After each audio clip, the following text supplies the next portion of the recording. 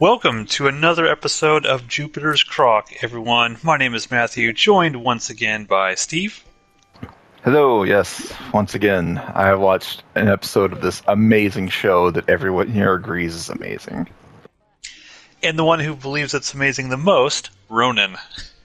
I have survived the snowpocalypse of Memphis 2025. Like the weather can't keep me down, can't be contained, won't be contained. Ain't that right, Frankie? How much snow did you get? About 8 inches, which for us that's a big amount. But it also, because this is the South, by the next day it had melted down to about 4, and most of it is gone now. Within about a day and 2 days, it's almost all gone.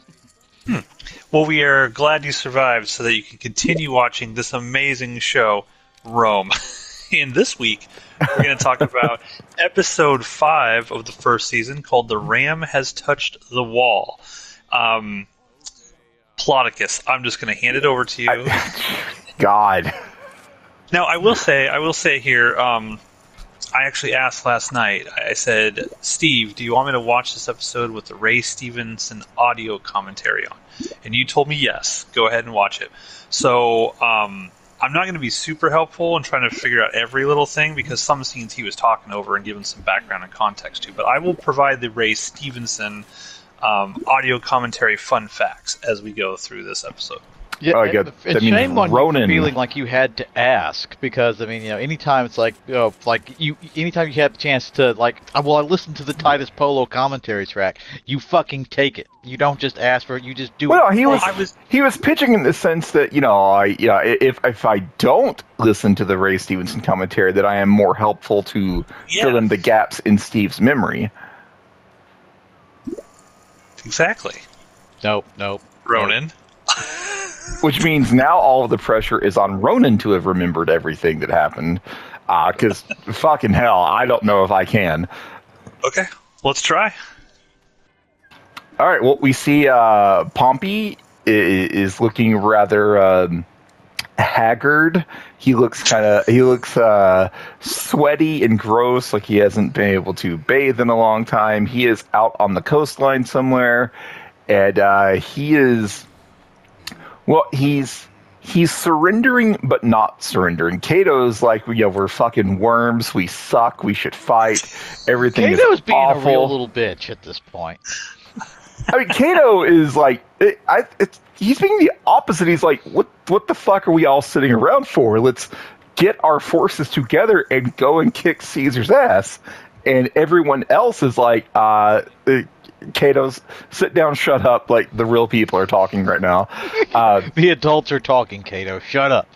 Pompey is, he's surrendering, but not surrendering. He's going to accept Caesar's truce, but only to buy time so that he can eventually go and kill Caesar later. And Cato's not having it, but eventually they do accept Caesar's truce, and there's this scene where it's like a letter is being written by committee. Like, so Pompey is like, "Oh, Caesar, I accept your truce," and the other senators are like, "No, we will not use the word truce. The word truce implies that Caesar is like a legitimate political figure now instead of a criminal," and so they rewrite the sentence. It's like, "Gee, Caesar, This is how corporations come up with their apology tours, or like when a celebrity gets outed for being a real shithead, and their PR people come up. It's like, we have to apologize, but not admit that we did something wrong, because that could backfire on us later on in legality. So let's just kind of apologize for the feelings of being wrong." And that's what they're doing is bullshit. Now, I will say, Ray Stevenson, I mean, we've talked a lot about this scene already, trying to describe what's going on. The late great Ray Stevenson, on the audio commentary, he says, "There's Pompey. It's all gone to pot." Thank you for that insight. Anyways, the senators are adamant that they will not use the word truce. They will call it like a cessation of hostilities or something like that. So anyways, Pompey accepts in a very carefully worded way. That message gets taken back to Caesar, and Caesar's like, what the shit? Like he's actually going for it. Like Caesar expected Pompey to refuse the terms, but he accepts. Now, what is Caesar to do? Caesar wanted Pompey to reject the terms, and so Caesar is reading it over. He has a conversation with the bookkeeper and Mark Antony, and like they're looking for a reason to still go to war, even though Pompey accepted the terms.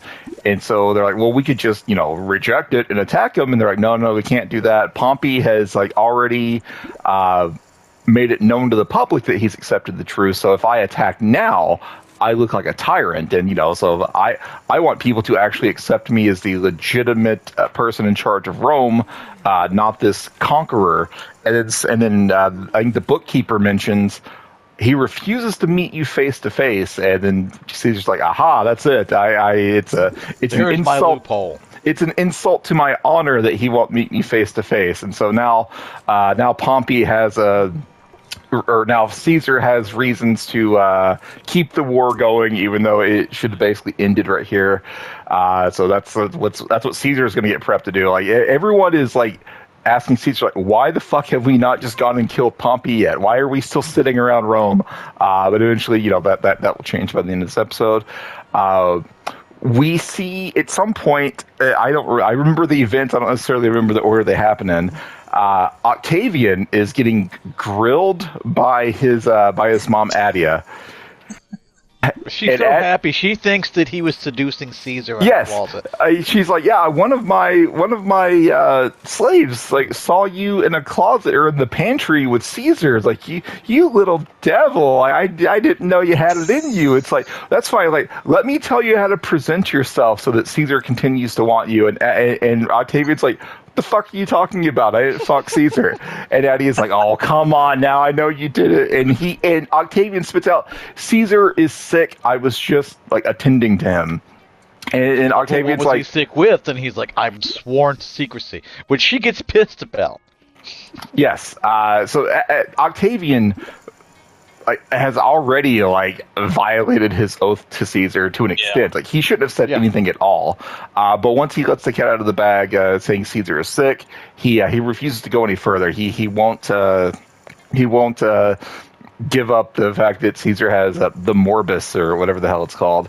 But Adia also mentions at some point that, well, it's about time you learn the masculine art. So I've hired one of the soldier people that you're fond of to teach you. And he goes Varenus, and she's like, oh no, the other one, the stupid brute. So Titus Pullo. So Titus Pullo starts training Octavian. And Octavian is not having it. He's like, I don't want to do this. I don't want to learn to sword fight. I will never be a good sword fighter. It's better for me to not learn at all than learn it quickly, reach my ceiling, and then basically die the first time in a sword fight. I'm going to be fucking rich. I'll have other people fight for me. But then Pullo takes the opportunity to ask Octavian for advice, and he's like, hypothetically, what if my friend's wife cheated on him? And Octavian's immediately like, oh, you mean Varenus and Niobe? Yeah. Yeah. I like how they set up you don't have any Octavian friends. is really smart. Like they've been setting that up because obviously in season 2 we're going to get into Augustus, right? But that's the whole thing about Octavian. He's super smart. He's super clever. Even when he doesn't know something, he figures it out immediately. Like when he's watching Caesar and Antony, and Caesar sends Pompey's son back to him, where Antony had no idea why Caesar would do that, but then immediately Octavian figures it out and understands why, and so he's just super clever. And of course, it's almost like he's going to take over the empire or something. That's plan ended up not working out anyway. Not in season 1. So Pullo's like, yeah, hypothetically, what if Niobe cheated on Varenus? And what should I do? Should I say anything? And Octavian's like, you can't unring this bell. If you make the accusation, that will destroy the relationship. What if you're wrong? What evidence do you have? And Titus Pullo's like, I have none. And so you think what's going to happen is Titus Pullo Investigation Services is going to like open up this he's going to do a really shitty job probably of trying to uncover some sort of evidence of wrongdoing here. What happens instead is Octavian and Pullo sneak off into the night to hunt down Niobe's affair partner. I'm just going to go ahead and wrap up the story now, because otherwise I'm going to forget. Badiatus would have been proud of the way they handled this. Yes. So we have Titus Pullo and young Octavian. They dress up in like hooded robes to hide their identity. They sneak out into the night and they find Evander, who is Niobe's baby mama or baby daddy, and they capture him and they take him into the fucking sewers. And Titus Pullo's like, tell me the truth about you and Niobe. And at first, Evander's like, I don't know what you're talking about. Like, I saw you with her. He's like, well, yeah, I'm her brother-in-law. Like, I'm married to her sister. Like, I got into a fight with her sister. I just wanted her advice. And Titus Pullo's like, oh, well, I guess that's the end of that. And Octavian was actually buying it, and Octavian's like, no, this motherfucker's lying to us. Yeah, and Octavian's like, no, that's not it. He's lying. Torture him. Cut his thumbs off. And Titus Pullo's like, oh, by the gods, you're a salty cunt. All right, and he just goes to cut his thumb off. No, he's actually initially he's kind of hesitant. He's like, I've never tortured anybody before. Like, yeah, like, I'm he's a not brute. against it. He just doesn't know how. It's like, well, there were people who were trained for it. I wasn't one of them. And Octavian's like, well, just cut his thumb off or something, bro. And Titus Pullo's like, yeah, okay, that's fine. Yeah, you're the clever one. And so he starts torturing Evander, and Evander's like, yes, fine, I fucked Niobe, now just kill me and get it over with. And Titus Pullo's like, all right, and Octavian's like, wait, no, there's more. And so the torture continues, and finally, like, will continue until morale improves. It's Evander is he's had his thumbs cut off, he's bloody, like one of his eyes is swollen shut, and he's begging Pullo to just kill him and get this over with. But eventually, under the threat of more torture, Evander spills the beans that the son or the kid that Varinus thinks is his grandson is actually Niobe's child, and so they kill Evander. They dump him in the sewer, and they get out. And early on, or in the first scene where Pullo first brings this up to Octavian, they're like, well, we shouldn't bring this up without proof. We need proof. And now proof has been found. And now Octavian is like, we will never fucking talk about this again. Swear it to secrecy. You have this story will be buried forever. Out. Yeah, basically. Varinus can never know. Shut your fucking mouth, Titus Pullo. And like, what changed things for her? Because it seems like Octavian was very much in favor of spilling the beans if they had proof, and now that's changed. Is it the baby? All right, I think it's the baby. It's like, so I guess they were fine. Like, I'm fine telling Varinus his wife cheated on him, but if we tell the full story now, I guess the baby's going to suffer. I don't know. They do a 180, and now they're swearing each other to secrecy. Well, it's funny. Go ahead.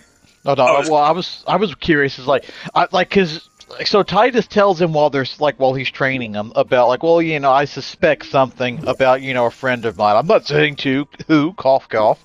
And that's it. And then 20 minutes later, because we did kind of jump ahead a bit, 20 minutes later, suddenly it's like Octavian and Titus are tight enough bros that they're gonna capture a full Roman citizen and torture him under the sewers. I'm like, where the fuck did this strong bond between these two characters come from? I'm here for it. Don't get me wrong. It's because that seems like the way that Titus has figured out how to navigate the world. It's like, well, I'm a big stupid guy, although he's not nearly as dumb as he seems to think he is, and I'm just going to latch myself on to any kind of small person who needs muscle, and in this case it's Octavian. but like, where did this sudden tight bond and then like secrecy vow come from? Because it does seem to come right the fuck out of nowhere. I mean, how many minutes would it take you to bond with Titus Pullo, Ronan? I thought, well, instantly.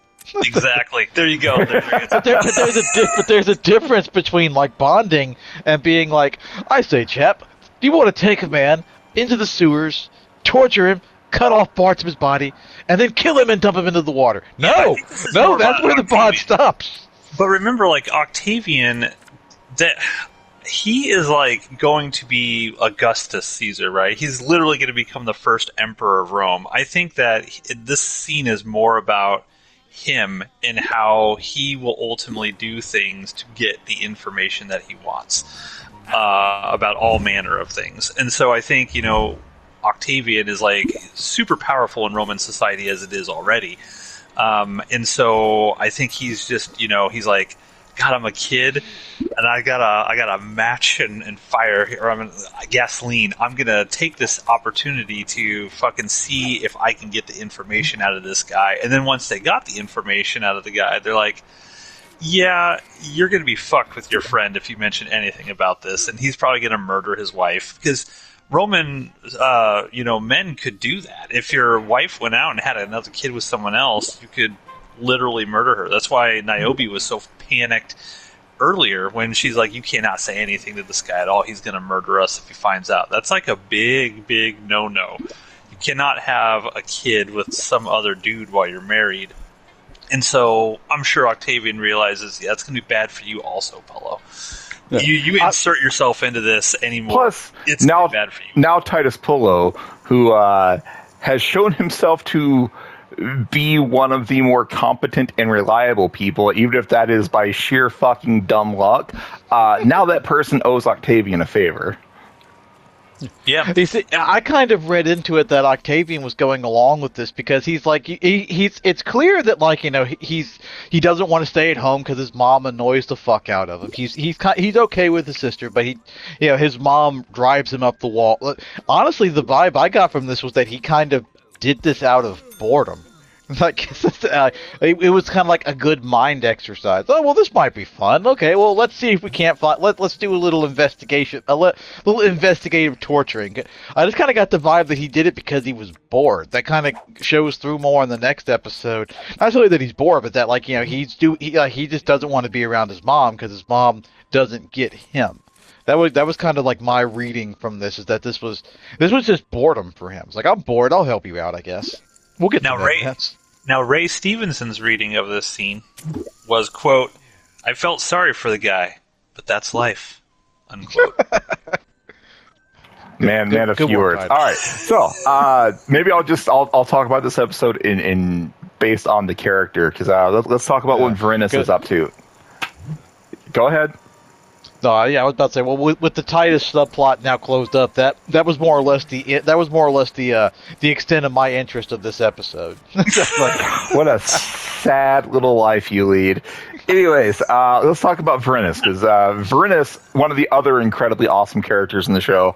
Varinus is having a hard time. He was going to open up his own slaver grocer business of some sort. He was going to be a man who knows how to get things.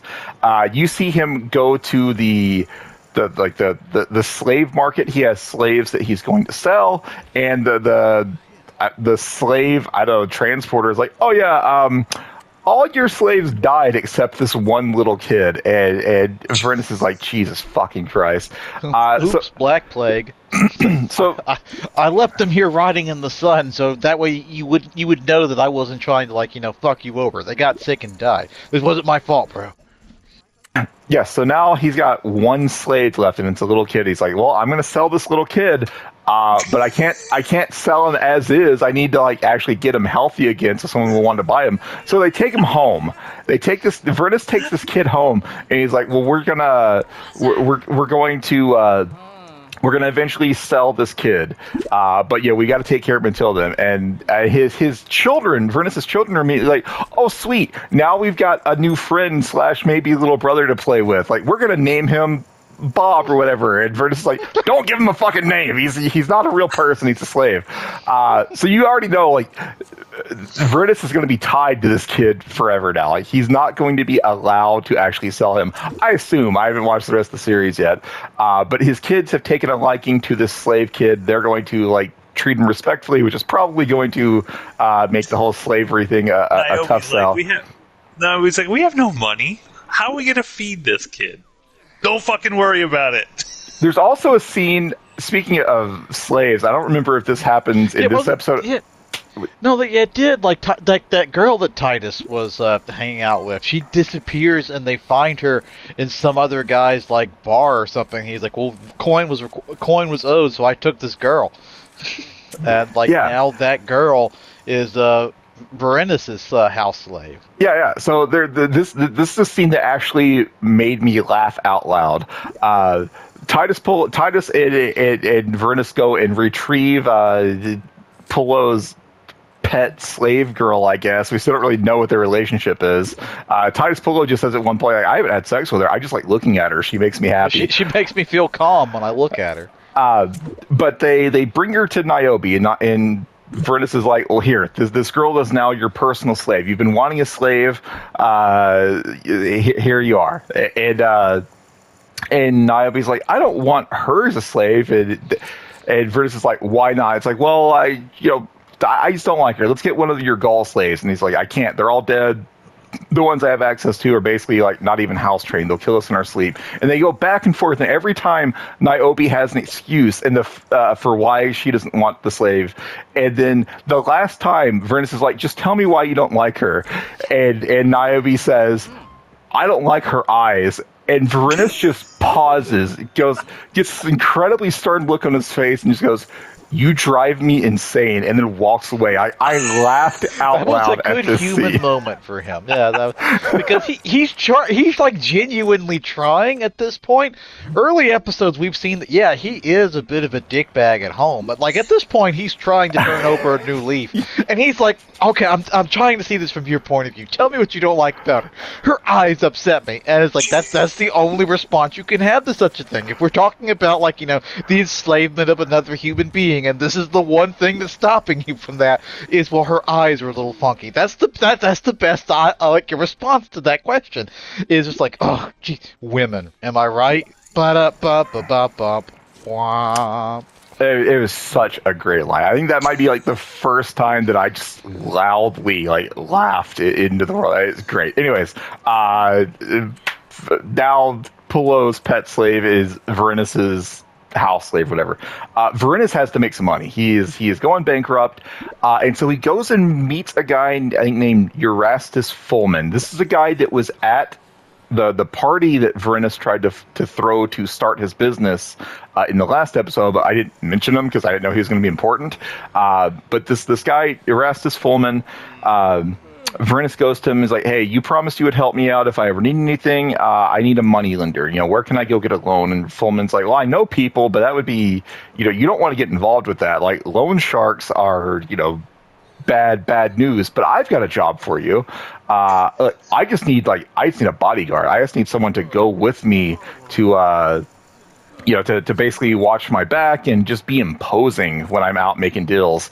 No one will fuck with a member of the 13th Legion. And he's like, I'm not a soldier, though. He keeps having to remind people. It's like, there aren't soldiers past the Rubicon. I'm a Roman citizen. God damn it. And also he quit. Yeah. But Fulman's like, no, it's fine. Just walk with me. It's like, all I need is your physical presence in my vicinity. So this will turn out to, in fact, be a lie. Yes. So Varenis agrees. Varenis goes to work for Fulman, and so Fulman and Varenis and their entourage go and meet some guys that owe Fulman money, and Fulman. Yeah, this guy is not going to give Fulman his money, and so Fulman's people attack, and Fulman holds the main guy down, and he looks at Varenis and goes, break his arm. Break his arm. And Varenis is like, what the fuck? And he's like, break his arm. And so Varenis breaks his arm. He grabs just a giant wood thing, A club of some an sort. ancient Roman baseball bat, and breaks the dude's arm. He's like, "You got my money? You got my money?" And no, this guy doesn't have Fullman's money. And so now Fullman pulls out a dagger and hands it to Verinus and says, "Slit his throat." And Verinus is like, "What? You want me to just kill him?" "Yes, kill him. Slit his throat."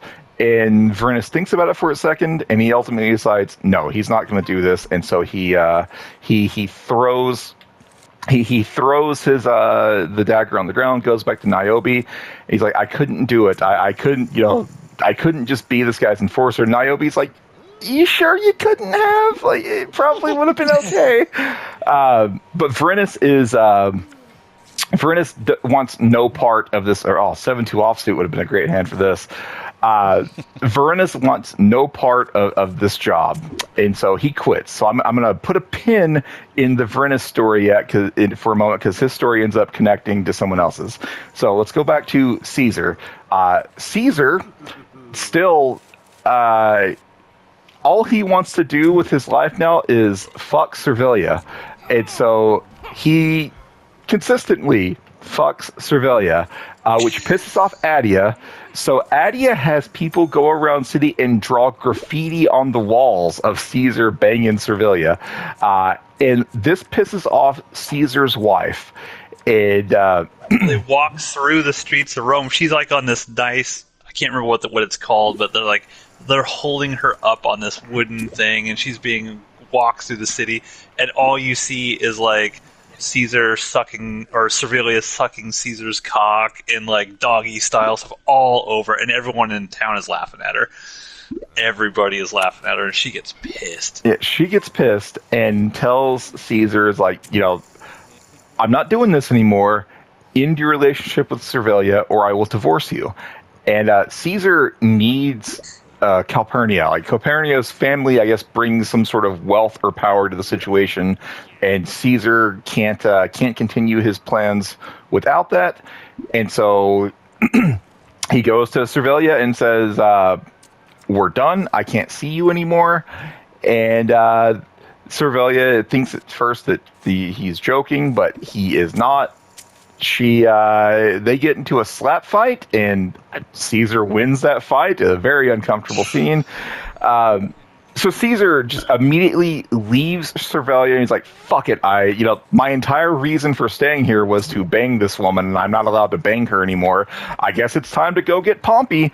And so Caesar... I had a question. Hold on, before you get to the Pompey thing, I had a question about it. Why do you guys think that Caesar, when he's talking to Servilia, he did not basically just tell her, hey, my wife found out, she's going to divorce me, I can't get a divorce right now because I'm in the middle of trying to take over this republic, and I won't be able to do it if that happens. We need to just take a break here for a bit until I can figure out a way to take care of Calpurnia. Why did he immediately he was such an asshole to her and basically like, we're fucking done. We're done. I'm going to war. It's over, causing her to freak out, and then just beating the shit out of her, essentially. Like, what would be his motivation there to do that to her? Maybe Caesar's a dick. Yeah, that could be, or it could be. As a dick in the whole show. Yeah, he comes across like he genuinely loves Servilia and would marry her if she could, give him the power that Calpurnia gives him. Maybe we've seen very little of Calpurnia. Maybe she is also incredibly capable and shrewd, and Caesar knows that she would figure it the fuck out if Caesar was plotting here. She knows too much. Yeah, she knows where the bodies are buried. And besides the fact, for somebody who schemes like Caesar, their mindset for most people in life is like, oh well, you're kind of expendable anyway. So I'm just I sort of lean more into like the simplistic thing of like, well, if you were gonna call it off that quickly, then it wasn't real anyway. Yeah, because I've seen better people scheming in this universe. If this was like a genuine thing, he would have fought more for it, but it wasn't. It was just like, he's got bigger ambitions, so like it's like, oh well, okay, fuck it. I don't need this hassle in my life. I'll just go kill Pompey. I think it was real. He came across to me like he genuinely loved Servilia. Yeah. I so think did- his wife is more of a threat than the show is letting on. Now, you had mentioned in a previous episode, Steve, that you believe that Calpurnia knew about the affair the entire time. Now, obviously, I was watching this episode with the audio commentary, so it was racing. It was kind of hard. When I watched the scene, it came across that Calpurnia was kind of shocked by this. Did it come across that she did not know Caesar was doing this until she saw all the graffiti, or that she just was pissed off that she saw the graffiti and now everyone in the public knows? Yeah, that one. It came across to me because everyone in the show is having an affair with someone except for like Verinus. It came across to me like she was fine with the arrangement until she started getting mocked for it. Whether that's true or not, I have no idea. But I think if Adia hadn't done this graffiti, I think Calpurnia would have been fine, just gritting her teeth, because she knows that very soon she's going to be married to an emperor or emperor adjacent person, and as long as she's gonna benefit from that. So I think she was fine with it until the mockery happened. Okay. There is a Reddit thread asking this very question too, so I'm going to kind of read through it and then I'll touch base if anybody has any different ideas here. Okay. Well, anyways, after the scene with Servilia, Caesar is like, "Fuck it, we're going after Pompey." So he gathers his forces, except for the 13th. He tells Mark Antony, "You're going to stay here with the bookkeeper, and you're gonna run Rome in my stead." Because I can't put Pompey off any longer. I've got to go get him. And Mark Antony is very unhappy about this. He's like, "This is bullshit. I don't want to sit back here and run a town." I love Mark Antony. He's so good in this. But he's got to do what Caesar says. So Mark Antony stays behind. Caesar goes out, and so now Mark Antony's story intersects with Verinus. Verinus, his business plan has completely failed. He's out of money, and so he goes to Mark Antony, and Mark Antony makes him wait. Verinus is just standing there waiting, while Mark Antony is reading something, and finally after 30, what do you want? Yeah, after 30 seconds, Mark Antony's like, "Yes, can I help you? What do you want?" And Verinus is like, "I reconsidered my position. I'm here to accept your offer." And Mark Antony's like, "Well, offer? I don't remember any offer. What are you talking about? Refresh my memory. What was the offer?" And Verinus is like, "You were going to make me a member of the Evocati and give me 10 million space bucks." And Mark Antony's like, "Oh yeah, but that was so long ago. What if I don't need you now?" Basically, Mark Antony knows that Verinus wouldn't be here unless Verinus didn't have a choice, and so Mark Antony is going to milk this for all that he can. But eventually he's like, "I'm such a generous person. I don't normally make the same offer to a person twice, but I'm such a good guy. I'm here all alone in Rome. I need good people with me, so I will renew my offer to you." And that offer, of course, is the role of prefect. I still don't know how that differs from Evocati, and 9 million space bucks. So I don't know what's going on with the rank, but his pay, the pay is now lower than the original offer. And you can tell Verinus wants to say something, but then he also realizes he has no leverage in the situation. So he's like, "Okay, that's fine. I guess we're doing this." And so now Verinus is back a member of the 13th. There's a scene towards the end where he is going through some sort of ritual. He's very into gods. I've noticed that. He prays to a certain god before his dinner banquet. He constantly talks about not pissing off Jupiter and Mars. But he goes through some sort of ritual where he has now officially resumed his role in the army. Meanwhile, Caesar gets to where Pompey was, and he finds out that Pompey has fled. Pompey has boarded some ships with his men, and he is now on his way to Greece. And I think that there's a scene with Servilia where she is cursing the shit out of Adia and His Caesar. cock shrivel. Yes, she is also in front of some sort of like altar, and she's like scribbling, like looks like she's carving into something. Plate or something like yeah, that. it looked like a metal plate. That's why, like a very thin like sheet of metal or something. She's carving into it. Be probably like brass or something, like one of those soft metals they had that they used a lot of back then.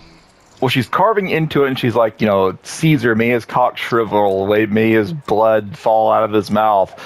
To you, this evil god, I offer you his head and his limbs. And she does the same thing for Adia. And so she takes these like thin sheets of whatever they are and like rolls them up and has her slaves go and like stick them in the walls of buildings. I assume these are building this like Adia's house and maybe Caesar's house or something. Yeah. It's like a curse on their homes. Whatever you put that in there, they don't know it's there, and then the gods will be angry with them and bring them nothing but misfortune. Now, Ray Stevenson, when Servilia was doing this, his insightful quote was, "She's not happy," unquote. Well, what did I miss? I think I covered Pullo, I covered Verinus, I covered Caesar, I covered Pompey, I covered Mark Antony. What am I missing? I feel like more things happened here, but I've talked a lot. I think we nailed everything. It's just out of order, but that's probably the best way to do it. I'm fucking sorry, Ronan. I'm sorry that my synopsis was not to your liking. Please don't have my thumbs cut off. That was the best way to do it, all right? I was on your side. Okay, I'm going to scratch your name in the metal, Steve. Let me tell you some tidbits from the Ray Stevenson commentary. So, I'm not going to lie, I was a little disappointed with this commentary. It sounds like it. He doesn't talk a whole lot about the characters and things of that nature. He talks mostly about behind the scenes stuff, almost like it was like a production designer or something talking about it. So I'm just going to roll through the notes that I wrote here. He loves the opening credit scene.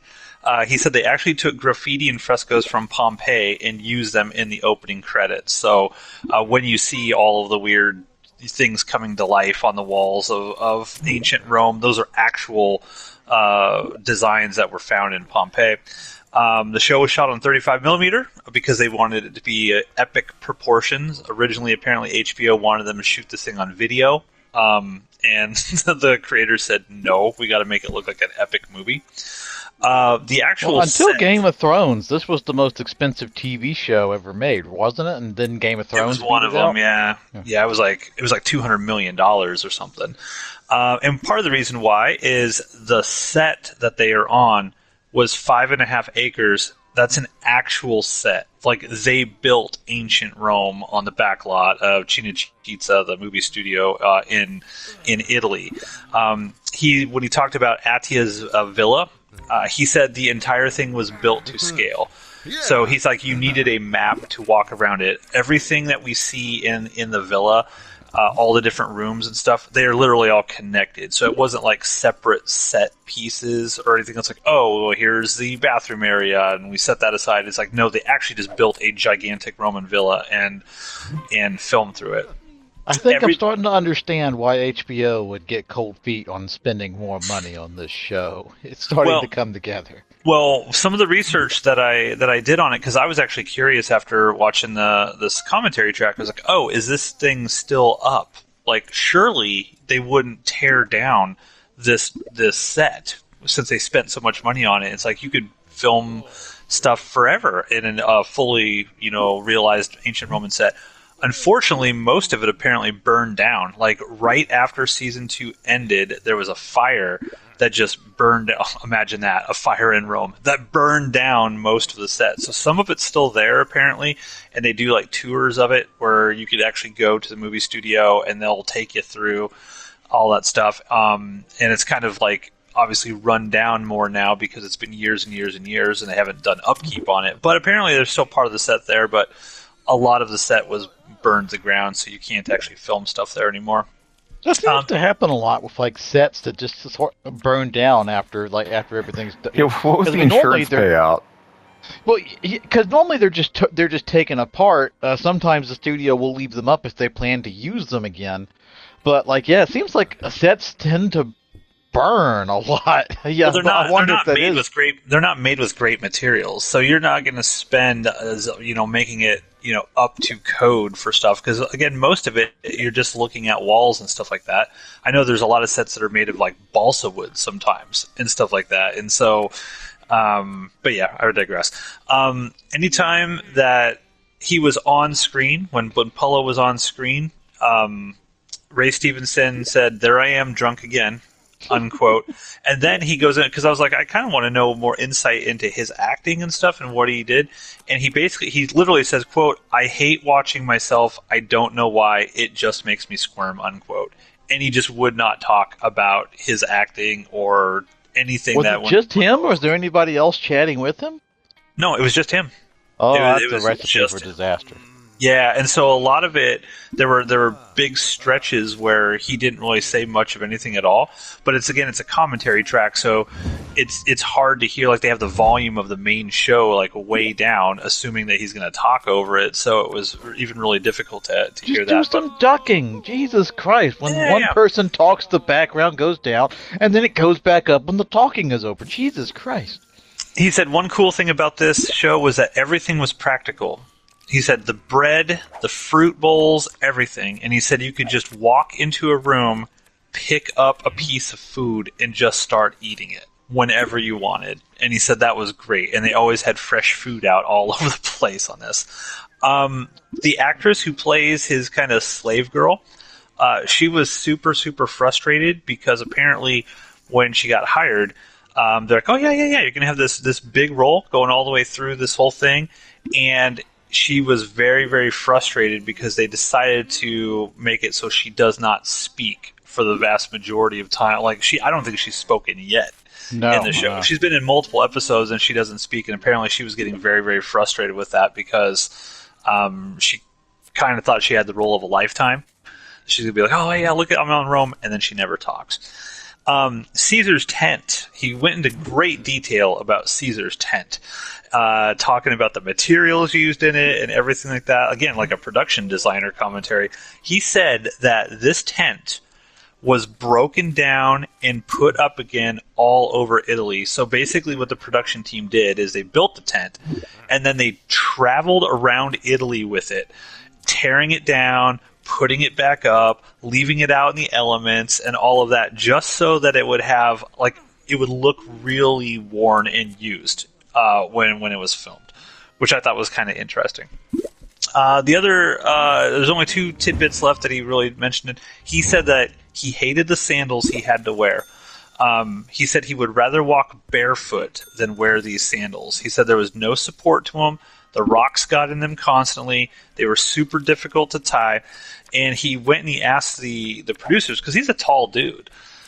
He's like, "Can I just not wear the sandals?" And they said, "Absolutely not. This is authentic. You have to wear these authentic Roman sandals." Again, I'm starting to understand how this became the most expensive show ever made and why HBO would say no and then half the second season down. I'm starting to understand. Well, he's like, "But nobody's looking at my feet." And he made the point that, like, you don't ever see Pullo's feet in a shot. And he's like, "Why can I not just walk barefoot?" And they refused and forced him to wear these horrible, horrible sandals. So I got that. And the last thing, he said he loved riding horses. Like, there's a scene where he's on the horse. He said that was incredibly, incredibly fun. And he's like, "Except the one time I fell off, but that's a story for another day." And that was it. That's the info I got from the Ray Stevenson audio commentary. I was quite disappointed with it, honestly. Sounds like a contractual obligation that he did not want to do. It does sound like he was kind of forced to do it, yeah. Is this the episode where we are introduced to Titus because he's fallen asleep on the stair? Like, like a Varenis's daughter comes in, like your man Polo's asleep on the stairs. Then he goes outside and kicks him. Titus goes, "Mom off, you pig fucker." Yeah, he's like, "Oh, there I am, drunk again." Yeah, so. But that's it. Thoughts, Steve, on this episode? You like it? Did you hate it? Another great episode. Like, I am engrossed in this show. Yeah, this is fantastic. Had a good time with it. All of the characters, there's so much. There's no wasted time in this show. Like everything is building to something else. Like even when you find Ray Stevens, like asleep on Vernus's steps, which seems like, oh look, Pullo's drunk again, ha ha ha. No, he's wanting to be close to Vernus because he's still like observing Niobe and giving her subtle clues that he knows. And there's a scene, maybe it's in this episode, maybe it's the previous episode, where Niobe is talking to her friend, and it's like, Titus Pullo knows, and the friend is like, Titus Pullo's an idiot. He doesn't understand any of this. It's everything like supports another part of the show. Show is fantastic. I'm glad you like it. I echo everything you say. Ronan's critique that all these people look the same and it's hard to differentiate all of them, I think that's totally off base. I think every character in this show is super interesting.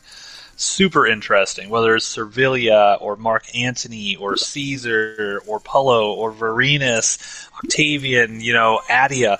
Like, here's a question for you. Who is more scheming and manipulative at this point, Lucretia or Adia? You mean like 6 episodes in? Yeah. I would definitely. I don't know. It's been. I can't remember if Lucretia really started like scheming this early on in Spartacus, but I would say hands down towards by the end of the show. I haven't seen the end of this one yet, so this will be a gamble that later on. But I would wager a bet that Lucretia hands down is the more dastardly schemer. But as far as to who is trying to scheme more, the show's not done yet. I don't know. Trying Adia's to catch great, me by like the way. that. I love Adia. I love Polly Walker's performance in this. She's just so. What's the word I'm looking for? I probably shouldn't say the word I'm looking for. Bitchy. Ronan, go ahead and give your crappy opinion about what you thought of this episode. I wasn't really needed more Titus Pullo, needed more Varenus. That my chief complaint this episode. Needed more of them, not enough. Is there anything else going on in the show that you care? Like, do you have any investment on like Mark Antony or Caesar or what's going on? Or are you just completely checked out on everything? I don't give a fuck about any of the other characters. Not a flying fuck. Okay. Well, we're going to force you to watch many, many more episodes, so stay tuned in a couple weeks, everyone, where we talk about episode 6. I think it's pronounced Ageria. Goodbye.